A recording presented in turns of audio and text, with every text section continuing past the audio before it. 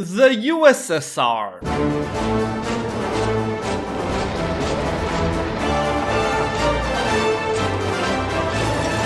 A country that existed for the vast majority of the 20th century, deemed by the West as the spawn of Satan and by antisocial 14-year-olds heaven on earth. But what really was the Soviet Union, and how and why did it come into existence? And most importantly, did they really have state-subsidized communal femboys? We'll explore that and much more. So, without further ado, I present to you... If there was ever a place that sucked to be born in, then that was Russia. But as much as it sucked to live in the lands of eternal winter and alcoholism, today, or in the 20th century, it was far, far, far worse back in the 19th century. Unlike its Western counterparts that were embracing industrialization and new technologies with open arms, Russia for the most part stuck to traditional Ho tactics. Despite controlling vast territories from the Black Sea to the Sea of Japan, the country was predominantly an agricultural economy. Although bolstering an impressive population, the vast majority of it was impoverished and lived as peasants. The vast majority couldn't read and were stuck to working in servitude for some asshole in fancy clothes that would ride around town on a horse heap severely overpaid for. Which, to be fair, wasn't that different to the vast majority of Europe's history. However, as I mentioned before, the western part of the continent by this time ditched this several decades prior and was leaving Russia in the dust regarding influence and wealth. But as small as Russia's urban and educated class was, it still did exist, and many of its better off citizens took notice of this gap. At the same time, some German guy that eerily resembled Santa Claus, going by the name of Karl Marx, decided to condense his schizo ramblings into a 1,000-page book in which he would critique the current economic system and expose its inherent exploitation. Before that was published, he also released a little teaser known as the Communist Manifesto that would argue to abolish the current economic and political system, alongside everything America held dear and holy, and create a classless, cashless society where everyone could get free Starbucks and hookers. These two schizo shitposts became extremely popular amongst European intellectuals. The intelligentsia in Russia, in particular, took a liking to Marx's ramblings and thought that the way to get out of their shit-out-of-luck situation was to create this classless, chudless, insult-free society by turning his writings to reality. This was to be done by radicalizing the peasants into revolting and having them cut off the Tsar's head, similarly to how the French had done half a century prior. But there was a slight hiccup in the grand revolutionary plan. The peasants actually liked the Tsar and the muddy, turnip-scented country they lived in. Sure, it wasn't exactly paradise unless your idea of luxury is owning one 12-year-old boot and a goat with commitment issues, but it was home. They had their fields, their families, an unlimited supply of potatoes, and enough vodka to pickle a horse. So, when the well-dressed urban intellectuals rolled up to the village in their polished boots and socialist pamphlets, ready to lecture the peasants on the evils of monarchy and the virtues of seizing the means of production, the exchange usually went something like this. "Comrade, don't you want freedom from tyranny?" "Tyranny gives me tax breaks and goat. You give me pamphlet and foot blisters." As such, the intelligentsia was banished back into the cities where they'd go on to be a nuisance for local police, much like today's leftists, by organizing secret Marxist meetings and protests about the current thing. The Russian government, being not very keen on any sort of criticism, did what they do best. Brutally suppressed the wokies by beating their teeth in, giving them BDSM without the sex, and many other things way too graphic for YouTube. You had the typical beatings and torture done to these guys, but for the prominent Marxist shitstirrers, the favorite punishment of the Tsar was exile. And with the exile, many family ties were severed as people went all over the globe to escape the tyranny happening in the USSR. But even so, that didn't have to be the end-all be-all, because today we have my heritage, baby! MyHeritage is a worldwide leading family history service with over 35 billion records. MyHeritage helps you discover your long-lost family in a fun and easy way. With just a couple of clicks, you can discover an entire family history you never even knew about. By building your family tree in MyHeritage, even if you don't know much about their origins, you can still find new family members and their records with little to no effort. For example, I discovered I had a long-lost great-aunt, grandmother, and great-uncle, grandpa just across the Hungarian border, which is wild to think that family records could have been lost with just the sprouting of a single border. And that's just on top of the documents I already discovered about my great-grandfather who dipped to Australia. Also, if you happen to find any old photos of relatives, MyHeritage can repair, colorize, enhance them, or even animate them. So don't waste any time, click my link in the description or scan the QR code to start your 14-day free trial today and discover your family right now. One of these exiled intellectuals was Vladimir Ilych Ulyanov, or as you better know him by his RuneScape username, Lenin. At a young age, Lenin became disillusioned with the system after his older brother got no-scoped for planning to take down the Tsar. As such, he'd go around the country in an effort to educate and organize the masses in the way of Marxism and bring about a new system. The government did not like this, so they ordered him to fuck off somewhere in Russia, after which he personally left the country on his mother's dime to propagandize his ideology all over Western Europe, like any self-respecting leftist. While away, he was still very much involved with the Marxists back at home and still one of the heads of the movement. However, at the dawn of the 20th century, the leftist community received a shake-up of their life. Seeing that the vast majority of Russians were still in favor of the current regime and that their efforts were leading to nowhere, the majority of the Marxists in the country came to the conclusion that the country was not ready for a revolution. Hell, f***ing Marx even told them that in his writings. So they decided to wait on capitalism to develop further, as according to them, the path to socialism is through the bourgeoisie first defeating the autocratic regime and then them defeating the bourgeoisie.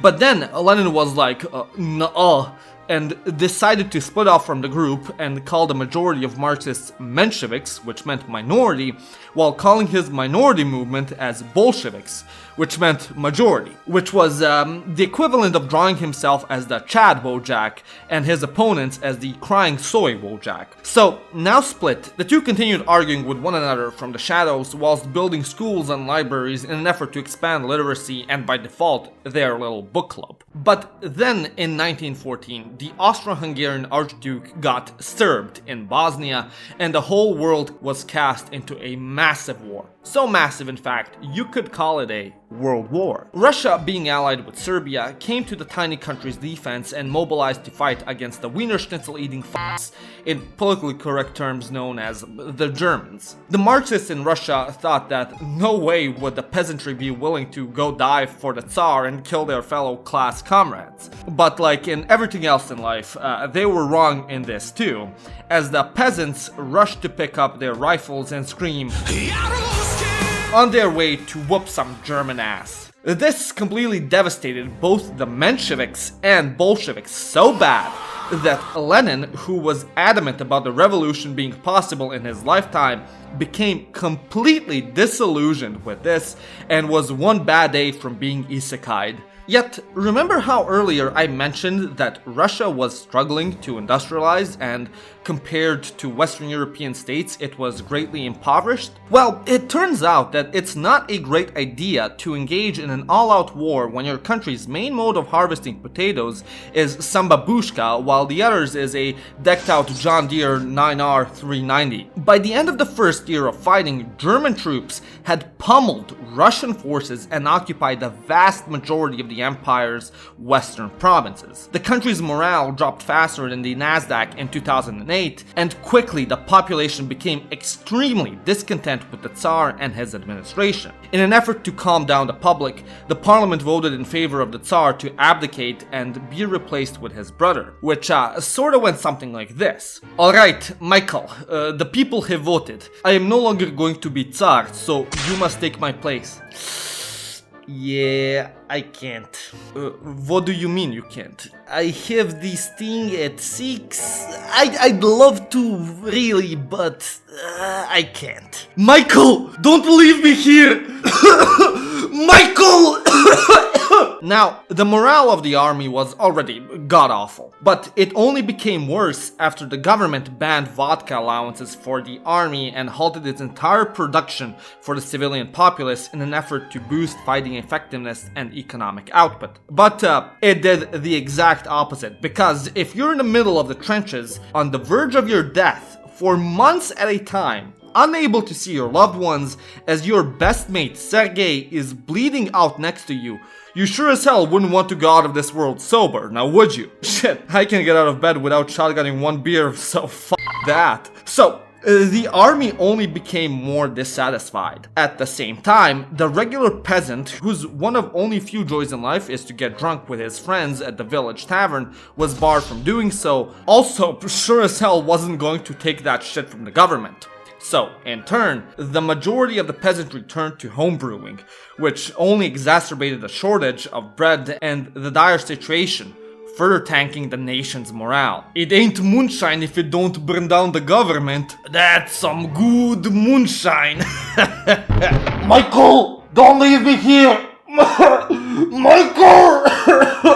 As the country was sliding further and further down ruin, thousands started to desert and protests popped up all over Russian cities. The army became disillusioned with the government alongside the police and the vast majority of the proletariat. And so, the first ever socialist government was elected in St. Petersburg that came to be known as the Petrograd Soviet, which was to share power with the provisional government, aka the guys in parliament that made the Tsar take a breather. However, despite the majority of socialists in Russia seeing this as an absolute win, there was someone they forgot to ask: Lenin. You see, Vladimir thought this was absolutely unacceptable and decided to rush back home from his exile in Switzerland across the front in an effort to completely take down the previous regime. Everyone told him that he was insane and to calm the hell down, but Lenin had a dream. Although the government was able to stabilize a bit, shit continued to go off the rails when the two new governments attempted to mobilize the populace for the summer offensive. More protests occurred, the economy tanked further,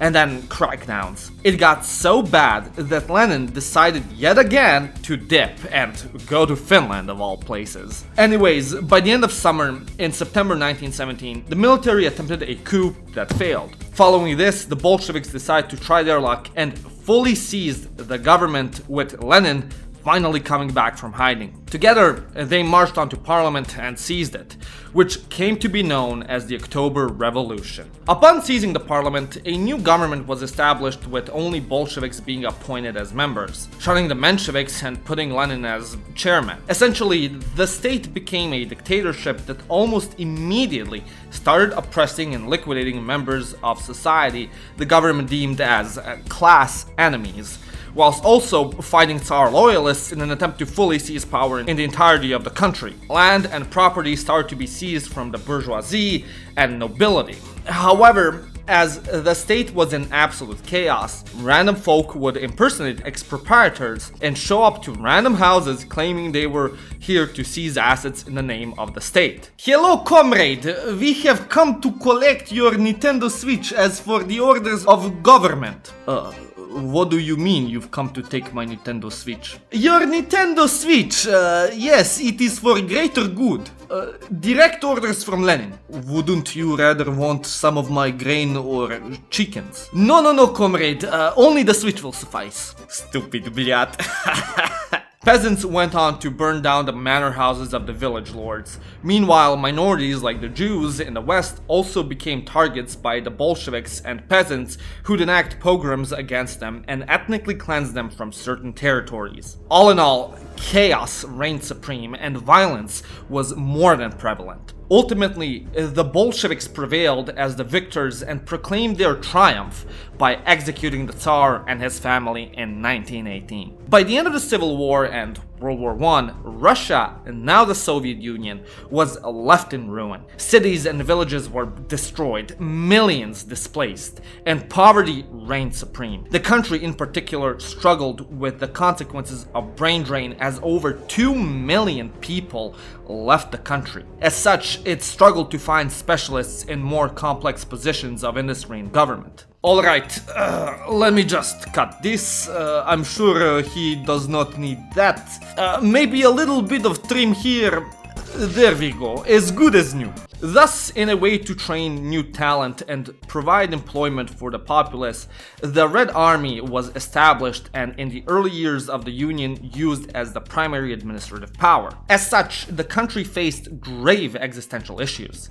The working class that existed prior to the revolution essentially deserted and went back to peasant life, relying on sustenance farming. The state, in an attempt to get back on its feet, tried to exert power by seizing crop yields from the peasants in an attempt to help the cities. But as the peasants barely received anything in return, the Bolsheviks quickly became unpopular in their eyes and many revolted. The same occurred in the industry sector as working conditions were disastrous and factory workers also striked. Overall, this came as a huge surprise to the government as they saw themselves as the only true representatives of the working class.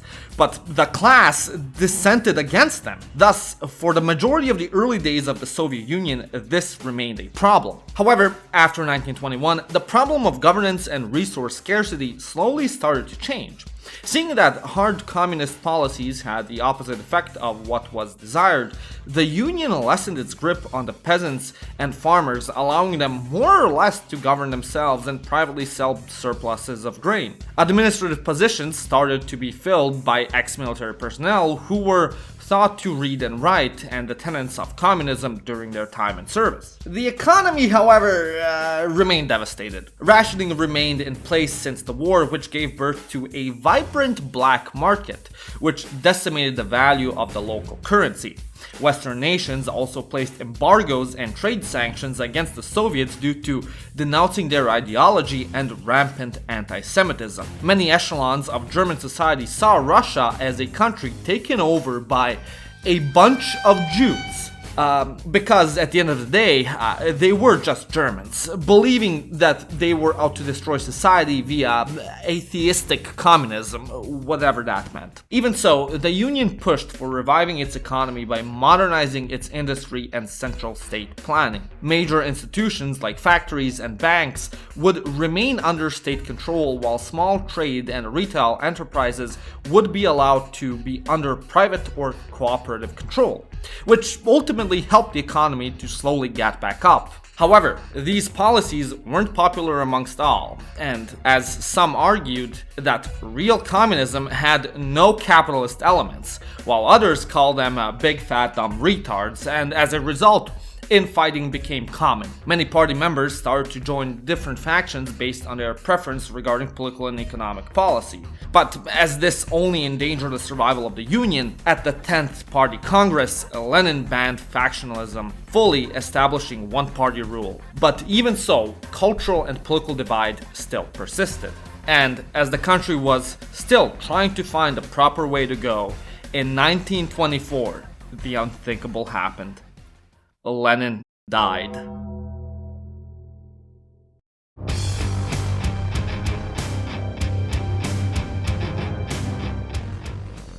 Also, again, a big thank you to MyHeritage for sponsoring this video. Go check them out and find out more about your ancestry via the link in the description. And as always, a big thank you to the members who support this channel. If you wish to have your name on screen, consider becoming one of them. My name is Janos and you've watched Living Ironically in Europe. Hey, hey.